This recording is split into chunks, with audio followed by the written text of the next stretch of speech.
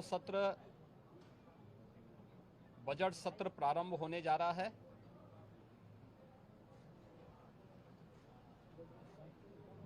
विधानमंडल की इस कार्रवाई में भाग लेने के लिए आए हुए सभी माननीय सदस्यों का मैं स्वागत करता हूं। वर्ष का जो प्रारंभिक सत्र होता है यह राज्यों के अंदर महामहिम राज्यपाल जी के अभिभाषण से इस सत्र की शुरुआत होती है। इसके अलावा वर्ष भर के लिए राज्य सरकार का बजट भी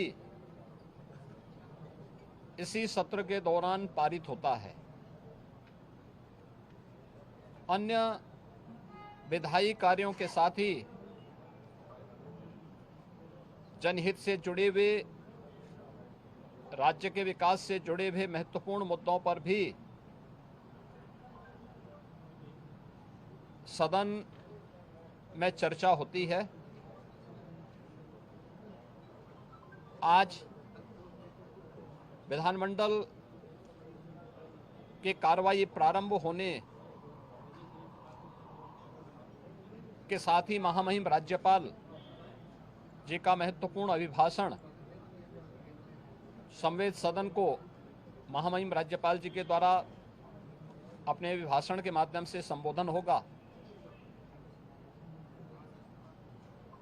इसके उपरांत कल से महामहिम राज्यपाल के भाषण पर सदन में चर्चा भी होगी। 20 फरवरी को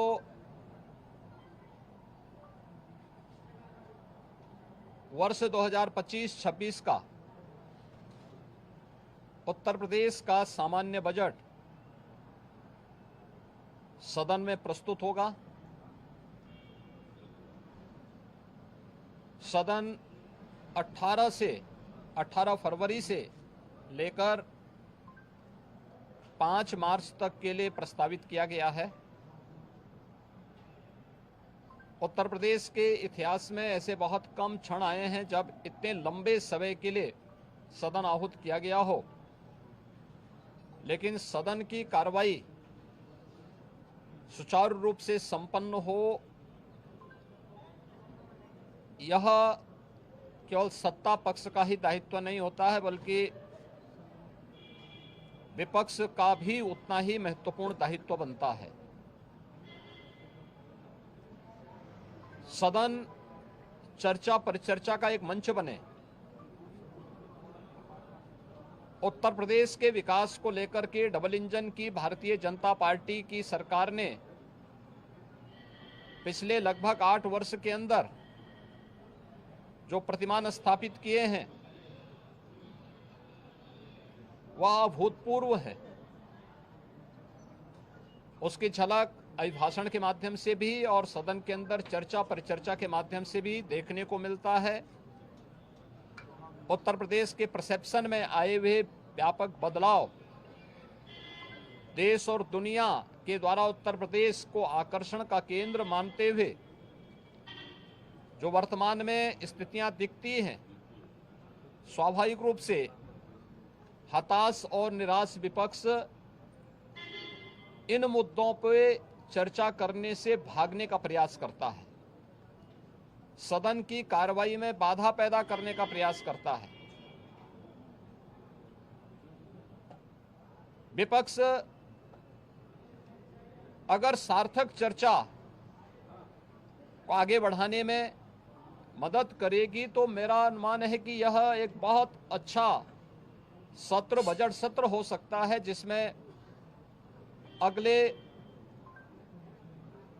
5 मार्च तक चलने वाली सदन की कार्रवाई को न केवल महामहिम राज्यपाल जी के भाषण पर चर्चा करने और सभी सदस्यों को अपनी बात को रखने का, बल्कि सामान्य बजट और अनुदान मांगों पर भी चर्चा के साथ ही विधायी कार्यों को संपन्न करने के साथ साथ अन्य महत्वपूर्ण मुद्दों पर भी, जनहित से जुड़े हुए महत्वपूर्ण मुद्दों पर भी प्रभावी चर्चा का एक मंच सदन बन सकता है और माननीय सदस्यों को अपनी बात को प्रभावी ढंग से रखने का एक अवसर भी प्राप्त होगा।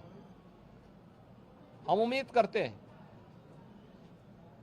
कि हार की हताशा से परेशान विपक्ष अपनी इस खुन्नस को सदन पर नहीं उतारेगा।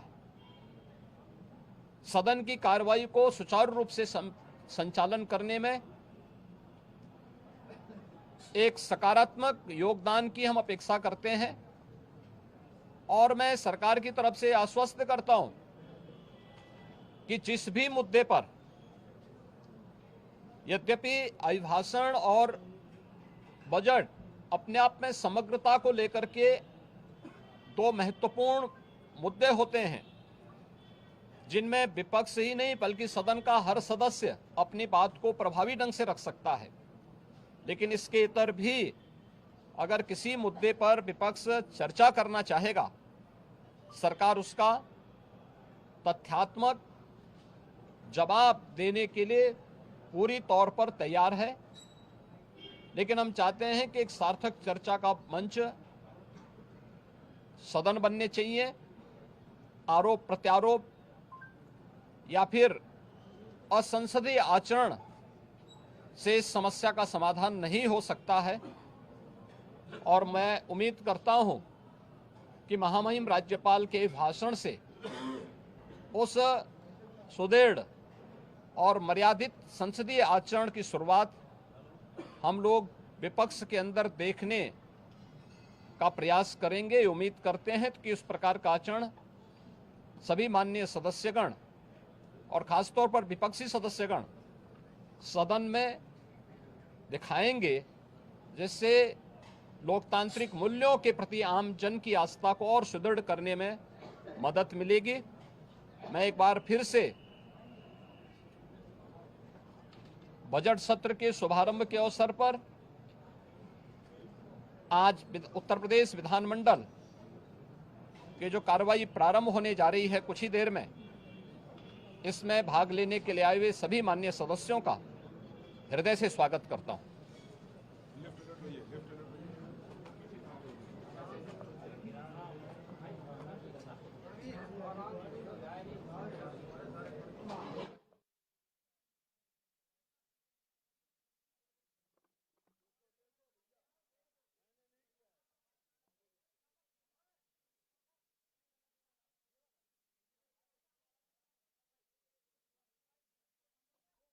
Like, comment, and subscribe.